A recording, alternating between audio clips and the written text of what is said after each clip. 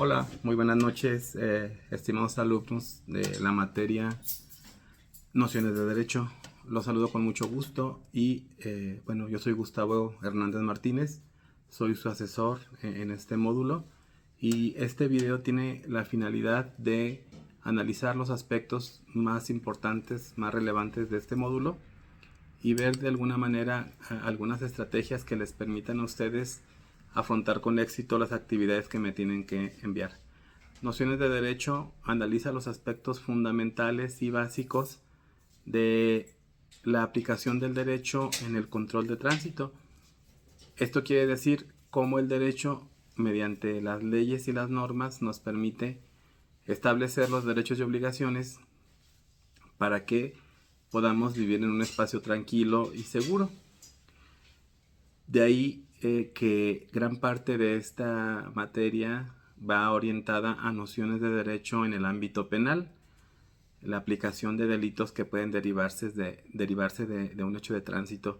Un hecho de tránsito puede dar lugar a dos tipos de situaciones, ambas ilícitas. Una de ellas es la comisión de un delito, lo cual implica que a quien lo cometa se somete a juicio y eventualmente se le imponga una sanción privativa de libertad, o bien un ilícito que actualiza una infracción de naturaleza administrativa en la cual pues a quien la comete implica que se le aplique una multa económica, y en algunos casos pues ambos, con una sola conducta se comete un ilícito penal y un ilícito administrativo.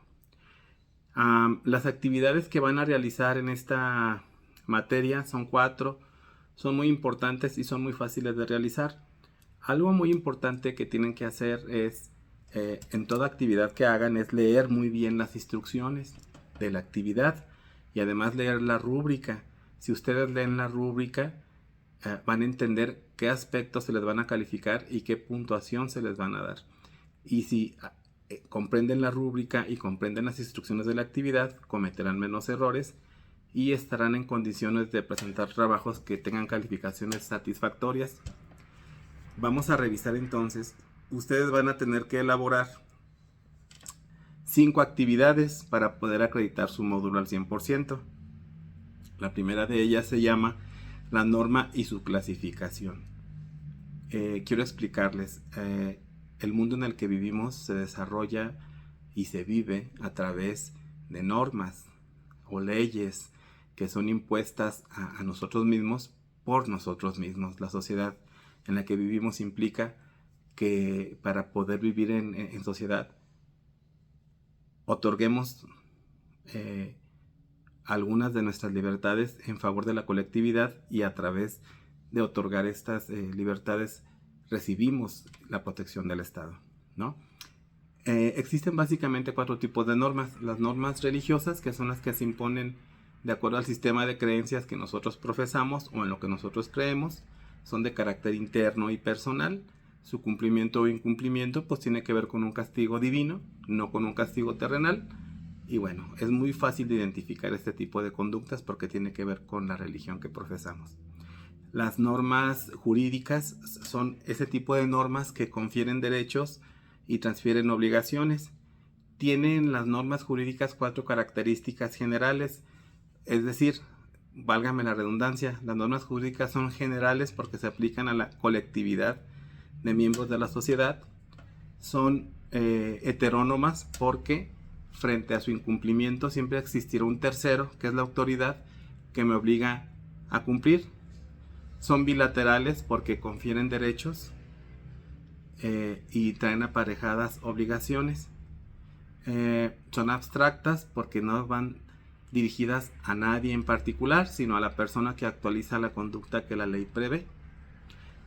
El carácter heterónomo y coercitivo de las normas jurídicas hacen que si no cumplimos con su contenido, pues una autoridad nos obligue a cumplir. Son normas exteriores porque solamente cuando actualizamos en la realidad la conducta prevista en la norma o en la ley es que se tiene el acceso o el derecho a exigir su cumplimiento. Las normas morales y las normas éticas comparten un origen común, son normas impuestas por la sociedad en la que vivimos, de acuerdo a los usos, las costumbres y las prácticas que la sociedad misma se va imponiendo. Son de carácter interno. ¿Por qué? Porque tiene que ver con lo que yo considero que debería de ser correcto. No trae ninguna sanción si incumplo una sanción, porque no hay un tercero que me obligue a cumplir. Lo único que hay es la sensación que tengo de no cumplir con una norma impuesta socialmente, y que ese incumplimiento pueda hacer que yo sea una persona observada o una persona que sea separada de este grupo social al que pertenezco, o bien a que tenga una mala imagen ante la sociedad. Sin embargo, no hay ningún castigo. Entonces, estableciendo las diferencias básicas, bueno, y antes de que termine, una distinción entre una norma moral y una norma ética es que las normas éticas tienen que ver con cómo nos comportamos en nuestras actividades laborales o profesionales, y las normas morales a conductas sociales esperadas por nosotros en determinada situación.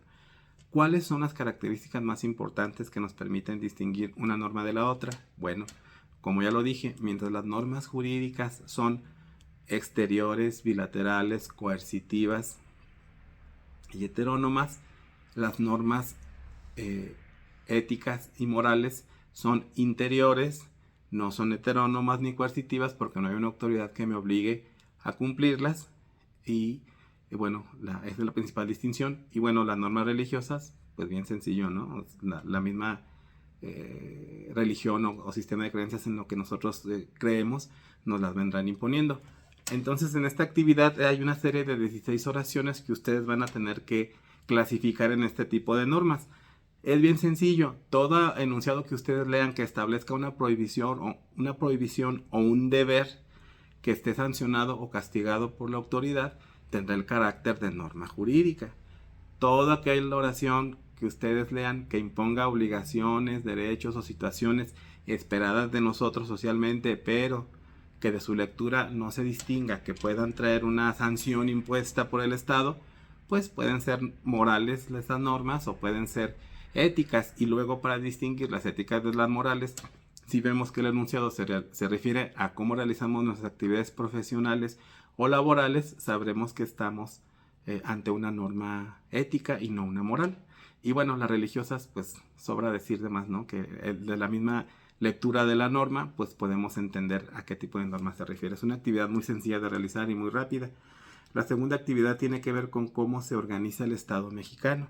Y aquí es importante mencionar que por virtud del pueblo mexicano, y así está establecido en la Constitución, somos un país que tiene las siguientes características. Es una república democrática, representativa, laica y federal. De estas características, la que nos interesa es la característica de ser un Estado republicano. Ser un Estado republicano implica que el poder o el ejercicio del gobierno no se deposita en una sola persona, sino en una serie de personas o personas que se encargan de la administración y la dirigencia del Estado, para que de esta manera el poder no se deposite en una sola persona, que daría lugar a estados autoritarios y no a estados democráticos. Dicho lo anterior, México es una república que para efectos se divide en tres poderes, que es el poder ejecutivo, el poder legislativo y el poder judicial.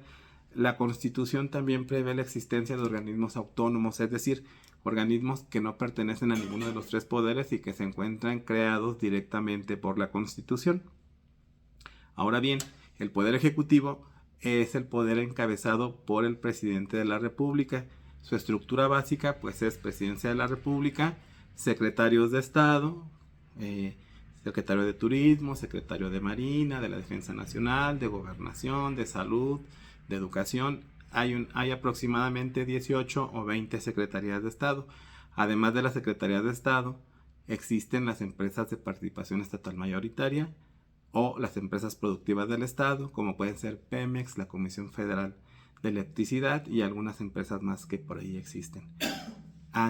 Además de lo anterior, pues además de los secretarios de Estado y de los directores de estas empresas, existen los subsecretarios, existen los oficiales mayores, los directores y los subdirectores. Esta será, digamos, la estructura básica del poder ejecutivo. ¿Y cuáles son las funciones básicas del Poder Ejecutivo?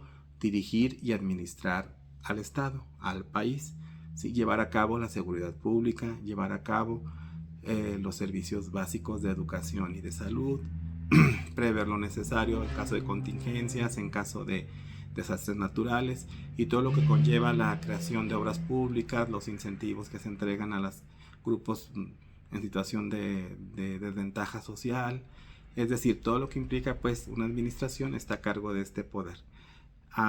El siguiente poder, que es el poder legislativo, se compone por lo que denominamos Congreso de la Unión. El Congreso de la Unión está integrado por dos cámaras, la Cámara de Senadores y la Cámara de Diputados. La Cámara de Senadores está compuesta por 128 senadores.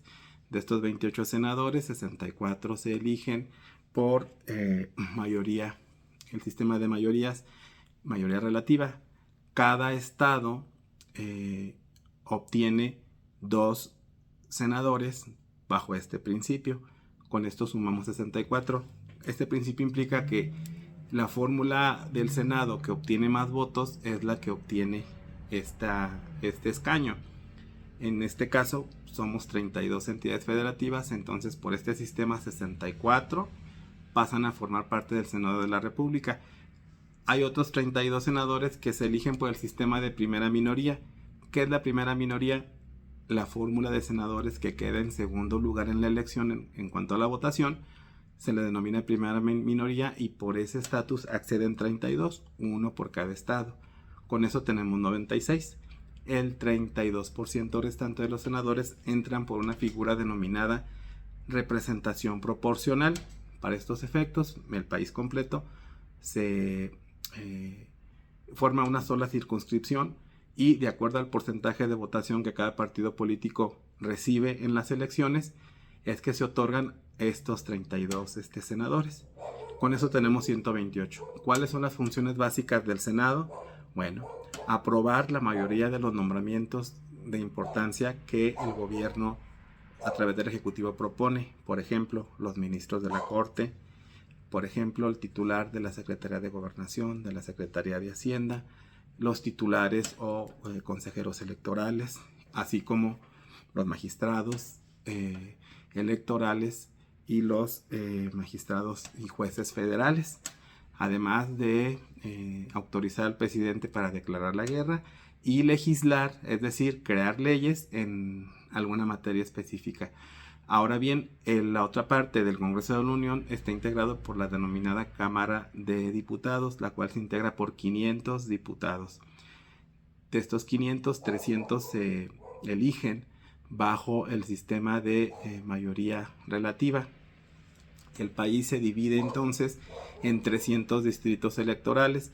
De acuerdo a la población de cada estado, es el número de distritos que tenemos. Por ejemplo, el estado de Guanajuato, que es el 6º estado más poblado del país, tiene derecho a 15 diputados federales.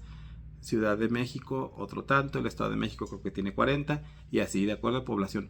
No pueden tener menos de 2 diputados. Es el caso de Colima, que es el estado menos poblado del país. Tlaxcala también por ahí. En total, el país se divide en 300 distritos y hemos dicho entonces que estos 300 tienen que ver con la población del país.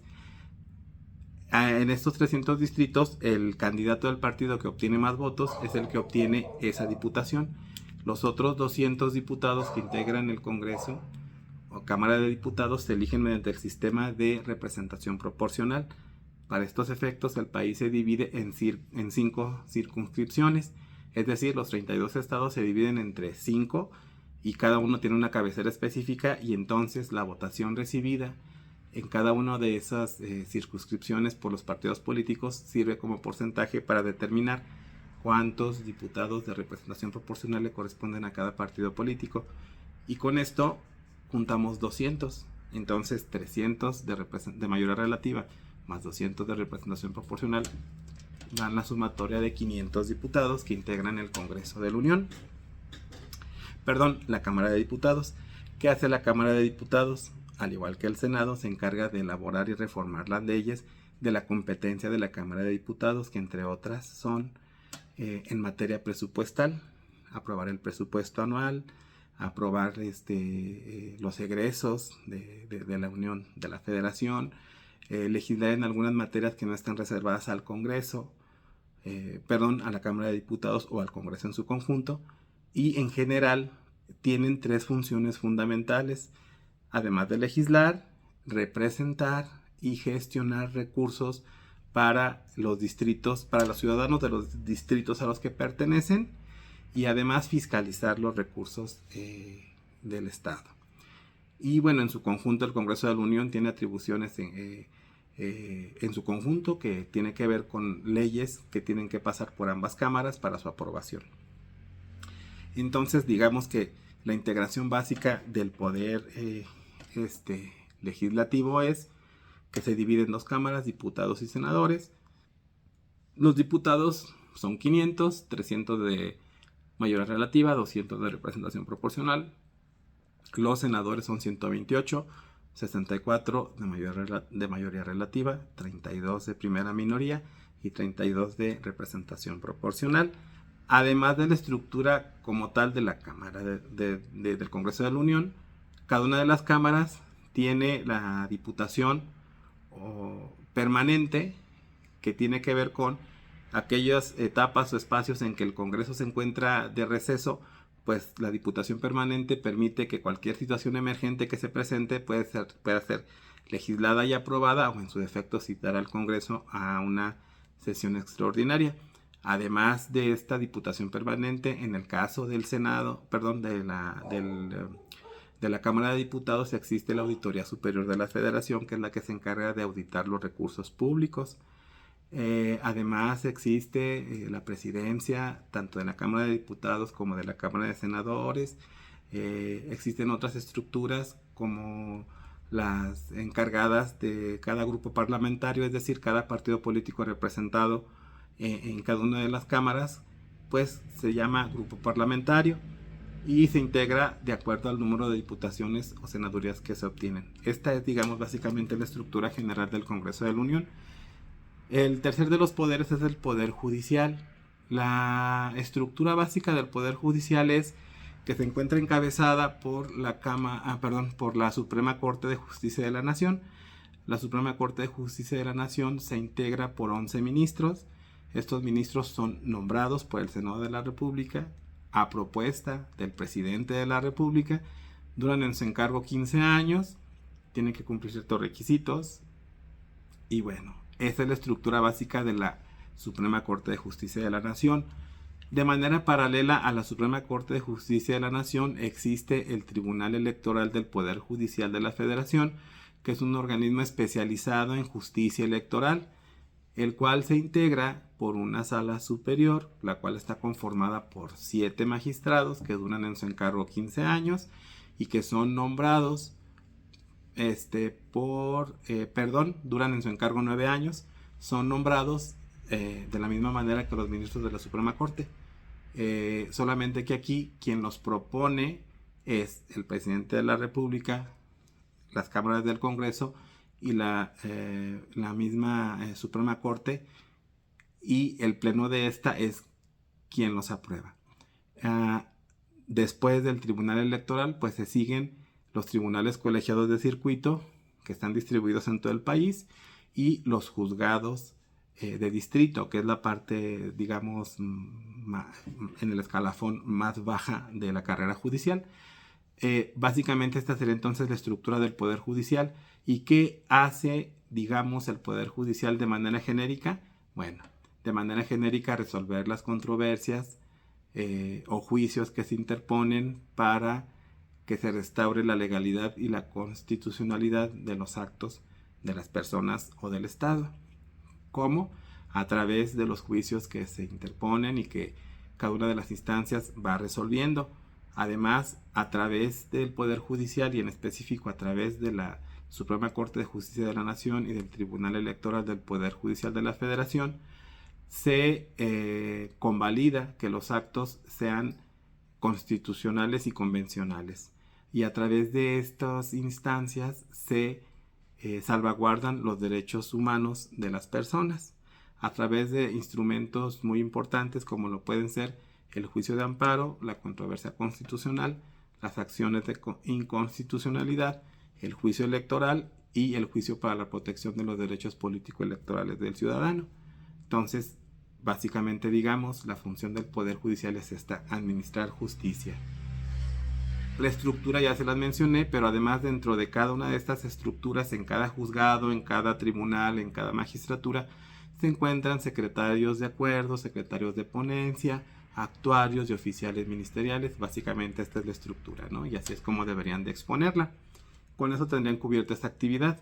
La siguiente actividad que tienen que desarrollar es una actividad que se llama la seguridad pública en el entorno social, y en esta actividad pues ustedes van a tener la oportunidad de analizar cuáles son los conceptos básicos que utilizamos en seguridad pública. Conceptos como ilícito, delito, falta administrativa, lo que es seguridad, lo que es objetividad, eficacia, eficiencia, una serie de conceptos: sujeto pasivo, sujeto activo, bien jurídico tutelado, falta de tránsito. Todos estos conceptos que básicamente utilizamos en la seguridad pública, ustedes los van a estudiar, y en su actividad van a escoger 5 de ellos, y una vez comprendido qué significa cada uno de ellos, van a poner un ejemplo en donde lo podemos aplicar, ¿no? Por ejemplo, el de objetividad puede ser cuando un policía ve o descubre un accidente de tránsito en el cual pues el policía llega, y una vez que verifica que el accidente de tránsito no ocasionó algún delito, porque por ejemplo no hay personas lesionadas, pues entonces de manera objetiva no pone a las personas a disposición del Ministerio Público, porque no hay elementos objetivos para llevarla a juicio, por ejemplo, ¿no? Un ejemplo de eficacia lo podemos ver cuando los controles de tránsito que se ponen en las avenidas para controlar la velocidad son eficaces porque contribuyen a que los conductores disminuyan su velocidad. Es algo eficaz porque está cumpliendo con la finalidad de evitar accidentes. O así sucesivamente, en cada uno de estos ejemplos que ustedes escogerán pondrán el ejemplo correspondiente. Es una actividad muy sencilla. No se les olvide que esta actividad implica que ustedes se metan a un foro que se llama la seguridad pública en el entorno social, y cuya forma de acceso se encuentra en las instrucciones de la actividad. Ahí van a ingresar, van a saludar, van a subir su trabajo, y enseguida van a buscar el trabajo de algunos de sus compañeros para comentarlo, retroalimentarlo. Hecho lo anterior, saldrán de la actividad y subirán su trabajo a la plataforma como han subido los demás para que yo pueda calificarlo. Restan 2 actividades más. Una se llama elementos del delito y la otra se llama derecho, pena y culpa. Son similares, no se vayan a confundir. En las dos parten de un ejercicio hipotético de un asalto, de un robo a una joyería. En el primero de ellos, elementos del delito, ustedes van a tener que identificar en ese relato quién es el sujeto activo, quién es el sujeto pasivo, quiénes son los afectados, y algunas preguntas que tendrán que resolver, ¿sí? Si ustedes conocen los conceptos básicos de la seguridad pública, sabrán distinguir quiénes son los elementos y podrán contestar su actividad. Y no deben confundirla con la última actividad, que es derecho, pena y culpa, porque ahí es prácticamente el mismo relato o ejemplo del ejercicio anterior, solamente con 2-3 renglones más que se adicionan, y ahí tendrán que contestar de manera específica buscando la pregunta que se les hace en el Código Penal Federal, para que se metan a Google, dicen los que hablan inglés perfectamente, y van a tener que buscar en qué parte del código viene la pregunta que se les hace. Por ejemplo, viene qué tipo de delito o conducta se actualiza, y a ustedes entrarán al Código Penal y buscarán, bueno, obviamente de la lectura se deduce que hay un robo, que hay daños, que hay lesiones. Ustedes entrarán al código y buscarán el artículo que prevé las lesiones, que prevé el robo, ¿no? Por ejemplo, y pondrán de acuerdo al artículo tal del Código Penal Federal. La siguiente pregunta o las siguientes hablan de cuántos años se ponen de punibilidad, hablan de qué es la violencia, y sucesivamente podrán ustedes poner el artículo del código que prevé esa situación. No se les olvide y no se vayan a confundir. Una vez que hayan hecho todo lo anterior, pues habrán concluido de manera satisfactoria su módulo. Y yo los invito a que cualquier duda que ustedes tengan en relación a esta actividad me la hagan saber a través del mensajero. Yo estoy dispuesto para apoyarles, es un gusto, es un placer estar con ustedes. Y pues tendremos una actividad programada el próximo lunes. Les haré llegar el link correspondiente o el ID o el código de acceso a la sesión. Va a ser una sesión por Zoom para que puedan acompañarnos. Va a ser el lunes y la hora tentativa en la que nosotros estaremos llevando esta actividad será a la 1:45, ¿sí? Ahí los espero, pero mientras tanto pues los invito a que cumplan con sus actividades. Es un gusto estar con ustedes y no me resta más que desearles un exitoso cierre de módulo y enviarles muchos saludos. Adiós.